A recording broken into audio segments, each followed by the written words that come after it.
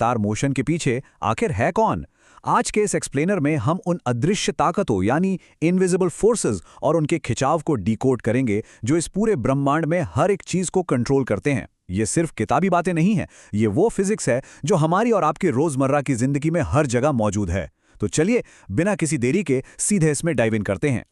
आज के इस सेशन का रोड मैप एकदम क्लियर है। सबसे पहले हम फोर्सेस के टाइप्स देखेंगे, फिर उनका ऑब्जेक्ट्स पर क्या असर होता है वो समझेंगे। उसके बाद न्यूटन का फेमस तीसरा नियम, मोमेंटम का कंजर्वेशन और लास्ट में रियल एग्जाम्स में आने वाले कोलिजन के सवालों को मिलकर सॉल्व करेंगे।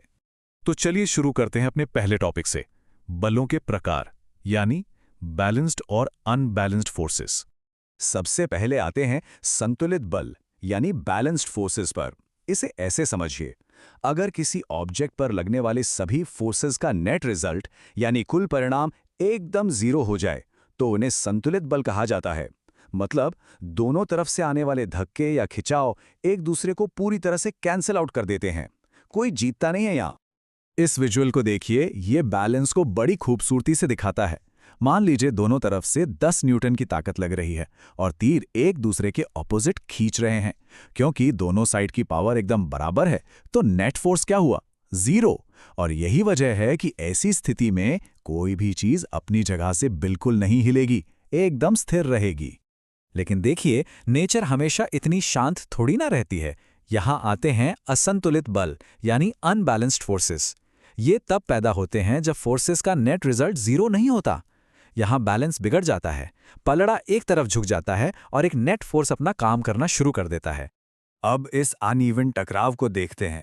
एक तरफ 10 न्यूटन का फोर्स है और दूसरी तरफ सिर्फ 5 न्यूटन का। अब ये एक दूसरे को पूरी तरह कैंसिल तो नहीं कर पाएंगे, राइट? इसका रिजल्ट ये होता है कि 5 न्यूटन का एक एक्टिव नेट फोर्स बच जाता है और यही वो बचा हुआ फोर्स है जो चीज़ों को एक्चुअली में पुश करता है या उन्हें हिला देता है। तो अब जब हमने इनकी डेफिनेशन समझ ली हैं, आइए अपने दूसरे सेक्शन पर चलते हैं। रियल वर्ल्ड में ये फोर्सेस किसी ऑब्जेक्ट के आकार यानी शेप और उसकी गति यानी मोशन को कैसे बदलते हैं। ये डिफरेंस समझना बहुत ही क्रूशियल है। देखिए, संतुलित बल किसी चीज को दबा सकते हैं, निचोड़ सकते हैं या खींच सकते हैं, जैसे एक रबर बैंड। यानी वो शेप तो बदल सकते हैं लेकिन ऑब्जेक्ट अपनी जगह से हिलेगा नहीं। लेकिन अगर किसी चीज की पोजीशन बदलनी है या उसमें मूवमेंट लानी है तो वो सिर्फ और सिर्फ असंतुलित बल का ही काम है। मोशन हमेशा अनबैलेंस्ड फोर्स से ही आता है। चलिए, अभी तक हमने जो सीखा है उसे जरा टेस्ट कर लेते हैं। ये रेलवे रिक्रूटमेंट बोर्ड का एक एक्चुअल पिछले साल का सवाल है। किसी वस्तु पर लगाए गए संतुलित बल का क्या प्रभाव होता है? सोचकर देखिए। एकदम सही पकड़ा। सही जवाब है वस्तु के आकार यानी शेप में बदलाव। ये इस कॉन्सेप्ट को एकदम पक्का कर देता है कि परफेक्टली बैलेंस्ड फोर्सेस किसी चीज की स्पीड या पोजीशन नहीं बदल सकते, पर हां, उसका शेप जरूर बदल सकते हैं। अब बढ़ते हैं अपने तीसरे सेक्शन की तरफ, न्यूटन का तीसरा नियम, जो बताता है कि इस ब्रह्मांड में चीजें एक दूसरे के साथ आखिर इंटरैक्ट कैसे करती हैं। न्यूटन का ये रूल तो आपने पक्का सुना होगा।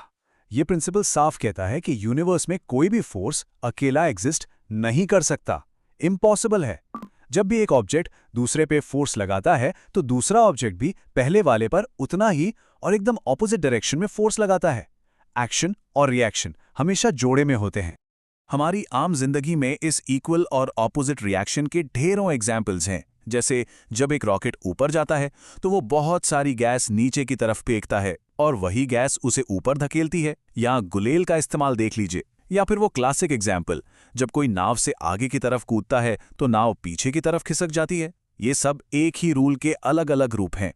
तो चलिए एक और क्विक एग्जाम क्वेश्चन देखते हैं। सवाल है, जब कोई नाविक नाव से कूदता है तो नाव पीछे की ओर चलती है। ये मोशन के किस लॉ का एग्जाम्पल है? आई एम श्योर ये आपको पता होगा। और इसका बिल्कुल सीधा और परफेक्ट आंसर है न्यूटन का मोशन का तीसरा नियम। ये सवाल प्रूव करते हैं कि जो लॉज हम अभी डिस्कस कर रहे हैं वो डायरेक्टली रियल वर्ल्ड की घटनाओं को एक्यूरेटली एक्सप्लेन करते हैं।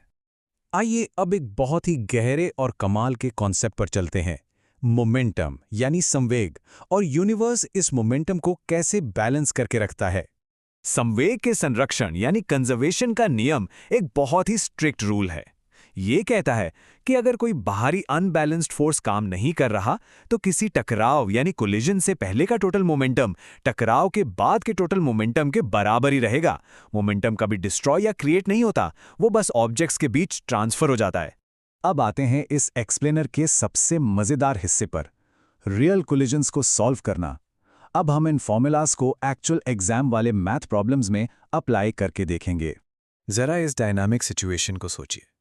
1-2 किलो की पिस्तौल से 30 ग्राम की गोली 150 मीटर्स पर सेकंड की स्पीड से फायर की जाती है। पूछा गया है कि पिस्तौल की रिकॉइल वेलोसिटी यानी उसके पीछे हटने की स्पीड क्या होगी। फायरिंग से पहले दोनों रेस्ट पर थे, यानी मोमेंटम 0 था। अब कंजर्वेशन अप्लाई करके देखते हैं कि मैथ क्या कहता है। और थोड़ी सी कैलकुलेशन के बाद एग्जैक्ट नंबर निकल कर आता है -2.25 मीटर्स पर सेकेंड। यहाँ जो माइनस साइन है ना, वो न्यूटन के तीसरे नियम की तरह बताता है कि पिस्तौल गोली के ऑपोजिट डायरेक्शन में जाएगी। ये दिखाता है कि मोमेंटम का फॉर्मूला कितना प्रिसाइज और एक्यूरेट है। एक आखिरी हैवी इंपैक्ट वाला सिनेरियो लेते हैं। एक 2000 किलो का ट्रक 10 मीटर्स पर सेकंड की स्पीड से आता है और ट्रैफिक लाइट पर खड़ी एक कार से टकरा जाता है। टकराव के बाद दोनों एक साथ 8 मीटर्स पर सेकंड की स्पीड से आगे बढ़ते हैं। तो कार का मास यानी द्रव्यमान क्या होगा? यहां भी वही कंजर्वेशन का लॉ हमारी मदद करेगा। और इक्वेशन को सॉल्व करने पर जवाब आता है 500 किलोग्राम। देखा आपने, थियोरेटिकल फिजिक्स का ये लॉ एकदम कियोटिक लगने वाले रोड एक्सीडेंट को भी बिना किसी कंफ्यूजन के मैथमेटिकली डिकोड कर सकता है। तो आज के इस एक्सप्लेनर का सबसे बड़ा टेकअवे क्या है? टेकअवे ये है कि चाहे पिस्टॉल से निकली गोली हो, कूदता हुआ नाविक हो या कोई भयानक ट्रक एक्सीडेंट, इन सभी उलट पुलट और क्योटिक लगने वाली घटनाओं के ठीक नीचे इस यूनिवर्स का मैथ एकदम परफेक्टली बैलेंस्ड रहता है। एक फ्लॉलेस इक्वेशन हमेशा अपना काम कर रही होती है। अब जब हम इस एक्सप्लेनर के एंड पर आ गए हैं, तो मैं एक सवाल के साथ आपसे विदा लेना चाहूंगा।